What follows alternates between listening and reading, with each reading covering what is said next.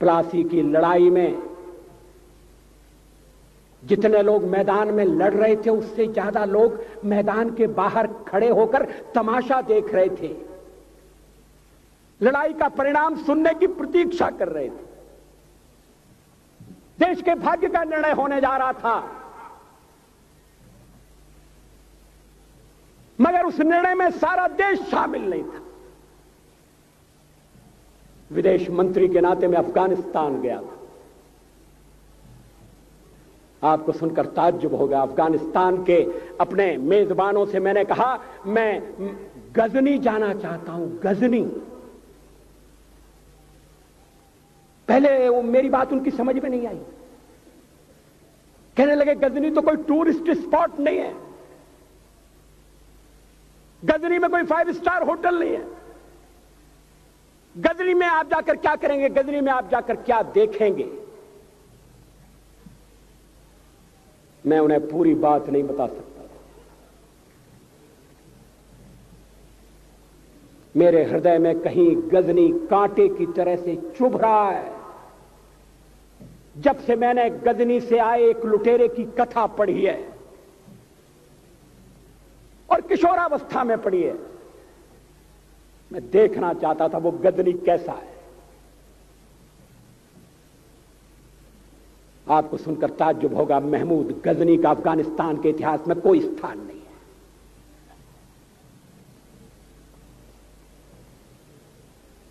गजनी छोटी सी जगह है, छोटा सा गांव है। कल्पना करिए सैकड़ों साल पहले वहां धूल उड़ती थी, झोंपड़ियां थी, मगर एक लुटेरा लुटेरों को इकट्ठा करता हुआ सोने की चिड़िया को लूटने के लिए चला आया। आपस की फूट से जो राजा है वो लड़ेगा, जो क्षत्रिय है वो लड़ेगा। हमने समाज के बहुत बड़े वर्ग को लड़ने के अधिकार से वंचित कर दिया। हमने उन्हें हथियार नहीं उठाने दिए। मार्शल नॉन मार्शल के आधार पर हमने समाज को बांट दिया। वो लुटेरा सोमनाथ के मंदिर तक चला गया। पुजारी देखते रहे।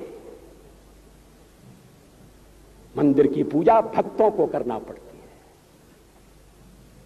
मंदिर तो एक प्रेरणा का केंद्र है। मैं देशपांडे जी की तरह से नास्तिक नहीं हूं, मगर उनकी नास्तिकता में भी जो आस्तिकता है मैं उसका आदर करता हूं, उसका सम्मान करता हूं।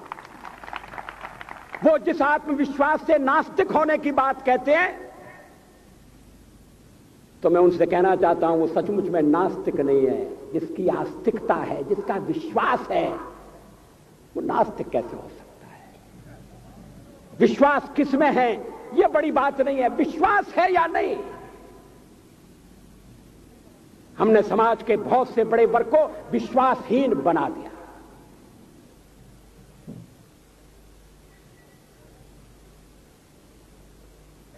लोगों ने हथियार नहीं उठाए, वेद पढ़ने के दरवाजे बंद कर दिए। इसलिए हम पादाक्रांत हुए। अफगानिस्तान में मैंने एक बात और देखी। मुझे जिस होटल में ठहराया गया उसका नाम था कनिष्क। अफगानिस्तान एक मुस्लिम देश है। मुझे बड़ा ताज्जुब हुआ। मैंने कहा कनिष्क यहां कहां से आया? तो मेरे साथ अफगानिस्तान के विदेश मंत्री थे। मैंने कहा कनिष्क आपका कौन लगता है? कनिष्क से आपका क्या संबंध है? कहने लगे कनिष्क हमारा पूर्वज है, कनिष्क हमारा पुरखा है। He was one of our forefathers. मैंने कहा तब तो हमारे आपके पुरखे एक हैं। अफगानिस्तान के लोगों ने उपासना पद्धति बदली है, संस्कृति नहीं बदली। आज के भारत के परिवेश में यह सुनने के बाद थोड़ा विचित्र लगता है। हमारे यहां तो धर्मांतरण के साथ राष्ट्रांतरण होता है, ऐसा दृश्य दिखाई देता है। पड़ोसी देशों में ऐसा नहीं हुआ। अभी राम जन्मभूमि का मामला चल रहा है। एक विदेशी आए, कहने लगे ये राम जन्मभूमि का क्या झगड़ा है। हमने कहा इस पर विवाद हो रहा है कि श्री राम कहां पैदा हुए थे, और जहां पैदा हुए थे वो स्थान उनके मंदिर के लिए प्रयुक्त किया जाए या न किया जाए। वो इंडोनेशिया से आए थे, वो मुसलमान है। कहने लगे हम तो समझते थे कि राम के लिए सारे भारत में आदर होगा, सम्मान होगा। हमने कहा ये आपने कैसे समझा। कहने लगे आप तो इंडोनेशिया आ चुके हैं, इंडोनेशिया में बहुत से लोगों ने इस्लाम स्वीकार कर लिया, मगर श्री राम को विस्मृत नहीं किया, श्री राम को भुलाया नहीं। इंडोनेशिया के बाली द्वीप में 1 महीने रामायण की लीला होती है। मैं उस समारोह में जा चुका हूं। उस समय भी विदेश मंत्री मेरे पास बैठे थे। मैंने कहा ये रामायण ये क्या हो रहा है। मैंने कहा एक्सीलेंसी ये मंच पर क्या हो रहा है। कहने लगे एक्सीलेंसी आपको पता होना चाहिए। हमने कहा मुझे तो पता है मगर मैं जानना चाहता हूं। कहने लगे ये रामायण है, ये राम है, ये लक्ष्मण है, ये सीता है। हमने कहा इनसे आपका क्या संबंध है, आप तो मुसलमान हैं।